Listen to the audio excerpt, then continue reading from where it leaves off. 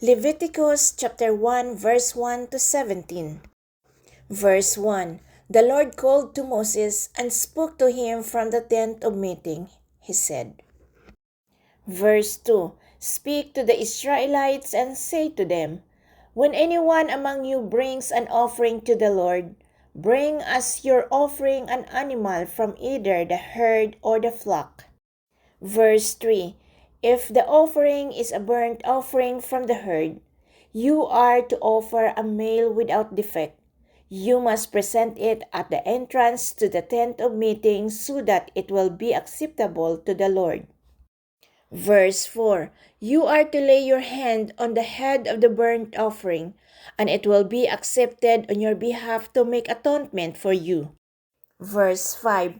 You are to slaughter the young bull before the Lord, and then Aaron's sons the priest shall bring the blood and splash it against the sides of the altar at the entrance to the tent of meeting. Verse 6. You are to skin the burnt offering and cut it into pieces. Verse 7. The sons of Aaron the priest are to put fire on the altar and arrange wood on the fire. Verse 8. Then Aaron's sons the priest shall arrange the pieces, including the head and the fat, on the wood that is burning on the altar. Verse 9. You are to wash the internal organs and the legs with water, and the priest is to burn all of it on the altar. It is a burnt offering, a food offering, an aroma pleasing to the Lord. Verse 10. If the offering is a burnt offering from the flock, from either the sheep or the goats, you are to offer a male without defect. Verse 11. You are to slaughter it at the north side of the altar before the Lord, and Aaron's sons the priest shall splash its blood against the sides of the altar.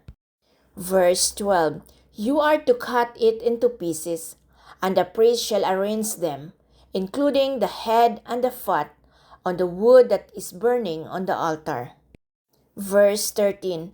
You are to wash the internal organs and the legs with water, and the priest is to bring all of them and burn them on the altar. It is a burnt offering, a food offering, an aroma pleasing to the Lord. Verse 14.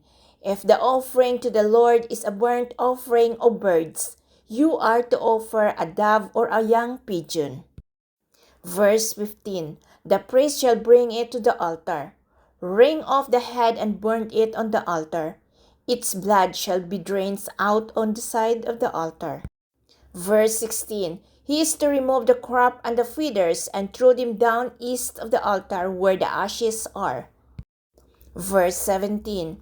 He shall tear it open by the wings, not dividing it completely, and then the priest shall burn it on the wood that is burning on the altar.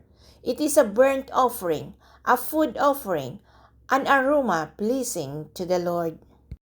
Leviticus chapter 2 verse 1 to 16. Verse 1. When anyone brings a grain offering to the Lord, their offering is to be of the finest flour. They are to pour olive oil on it, put incense on it. Verse 2. And take it to Aaron's sons the priest. The priest shall take a handful of the flour and oil, together with all the incense, and burn this as a memorial portions on the altar, a food offering, an aroma pleasing to the Lord. Verse 3. The rest of the grain offering belongs to Aaron and his sons. It is a most holy part of the food offerings presented to the Lord. Verse 4.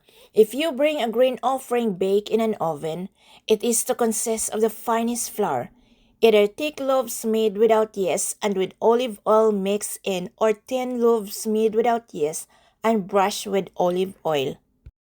Verse 5.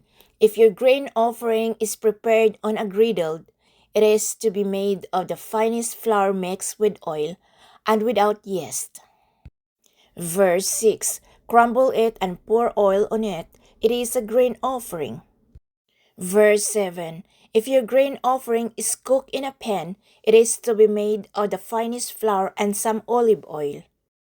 Verse 8. Bring the grain offering made of these things to the Lord. Present it to the priest, who shall take it to the altar. Verse 9. He shall take out the memorial portions from the grain offering and burn it on the altar as a food offering, an aroma pleasing to the Lord. Verse 10. The rest of the grain offering belongs to Aaron and his sons. It is a most holy part of the food offerings presented to the Lord. Verse 11. Every grain offering you bring to the Lord must be made without yeast, for you are not to burn any yeast or honey in a food offering presented to the Lord. Verse 12. You may bring them to the Lord as an offering of the first fruits, but they are not to be offered on the altar as a pleasing aroma. Verse 13. Season all your grain offerings with salt. Do not leave the salt of the covenant of your God out of your grain offerings. Add salt to all your offerings. Verse 14. If you bring a grain offering of first fruits to the Lord, offer crushed heads of new grain roasted in the fire. Verse 15. Put oil and incense on it. It is a grain offering. Verse 16. The priest shall burn the memorial portions of the crushed grain and the oil, together with all the incense, as a food offering presented to the Lord.